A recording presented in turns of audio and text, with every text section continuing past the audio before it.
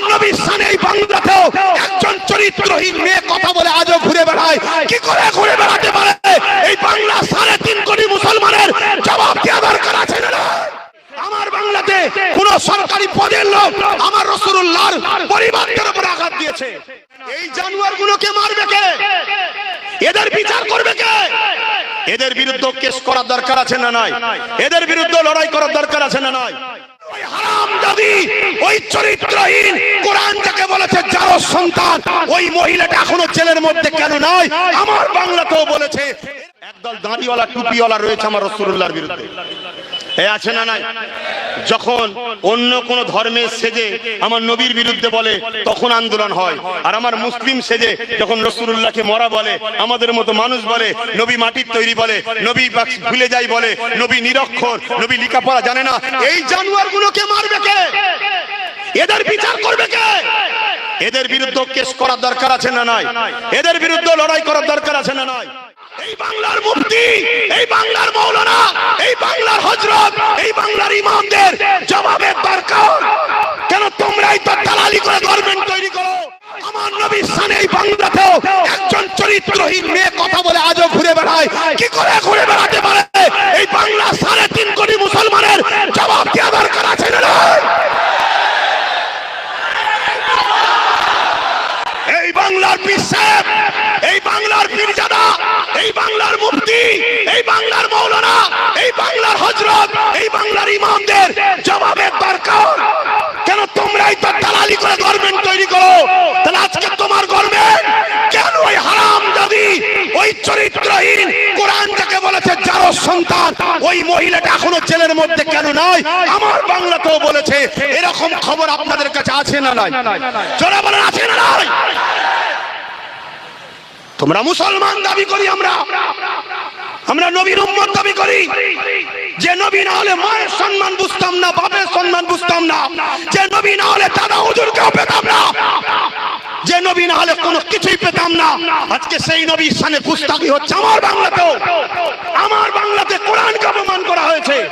আমার বাংলাতে কোন সরকারি পদের লোক আমার রাসূলুল্লাহর পরিবারের উপর আঘাত দিয়েছে, এদের বিচার হচ্ছে না কেন? কোনো বলো। তোমরা 3.5 কোটি মুসলমান মিলে গভর্নমেন্ট তৈরি করো, সেই গভর্নমেন্ট আজকে তোমার নবীর পক্ষে দাঁড়ায় না কেন? যদি বলেন ওটা তো ধর্মের ম্যাটার, ঠিক আছে বাদ দিলাম। সংবিধান বলছে কোন ধর্মের উপর আঘাত দেওয়া যায় না, তাহলে সংবিধানের পক্ষে দাঁড়ায় না কেন?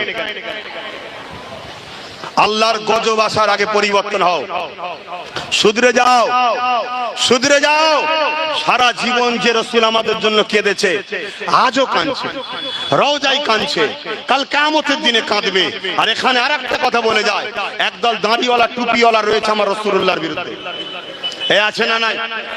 যখন অন্য কোন ধর্মের সেজে আমার নবীর বিরুদ্ধে বলে তখন আন্দোলন হয়, আর আমার মুসলিম সেজে যখন রাসূলুল্লাহকে মরা বলে, আমাদের মতো মানুষ বলে, নবী মাটির তৈরি বলে, নবী ভুলে যাই বলে, নবী নিরক্ষর, নবী লেখাপড়া জানে না, এই জানোয়ারগুলোকে মারবে কে? এদের বিচার করবে কে? এদের বিরুদ্ধে কেস করার দরকার আছে না নাই? এদের বিরুদ্ধে লড়াই করার দরকার আছে না নাই? ওঠো আগামী দিন যুব সমাজ, ওঠো। প্রত্যেককে হুকুম দিচ্ছি, আগামী দিন আহলে সুন্নাত ওয়াল জামাত এবং আমার ভালোবাসার মানুষ প্রত্যেককে হকি ব্যাট বল খেলা শিখতেই হবে।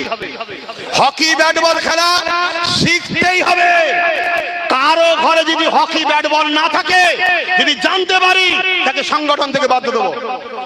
এই শুনছেন না শোনেননি? হকি ব্যাট বল খেলা শেখো, শুনছেন? একদম খুলে আম বলছি, শরীর চর্চা করো, তবে শরীর ফ্যাক্টরি ভালো থাকবে। ফজরের পরে আর ঘুম হবে না, শরীর তবে চাঙ্গা থাকবে। আমরা তো ঝিমিয়ে গেছি, খেলাধুলা ছেড়ে দিয়েছি, শরীর ঝিমিয়ে গেছে। আরে ওঠো, কিসের তুমি ইমানদার দাবি করছো? কিসের তুমি কি বলে নিজেকে সভ্য দাবি করছো? আমার রাসূলুল্লাহর বিরুদ্ধে যেখানে কথা হয়, সেখানে আর কোনো কথা চলে না। কথা মাথায় ঢুকছে? সর্বকালে সর্বশ্রেষ্ঠ, সর্বদিক দিয়ে যিনি উত্তম, তিনি হলেন মুহাম্মদুর রাসূল। জোরে বলুন সুবহানাল্লাহ। অতএব সংবিধান বলছে কারো ধর্মের উপরে আঘাত দেওয়া রাইট নাই আমাদের দেশের, কিন্তু সেই জায়গায় তারা দিয়ে বেড়াচ্ছে। এই কোনোদিন শুনেছেন আব্বাস সিদ্দিকীকে হিন্দু ধর্ম গ্রন্থ, হিন্দু পণ্ডিতদের বিরুদ্ধে কথা বলতে?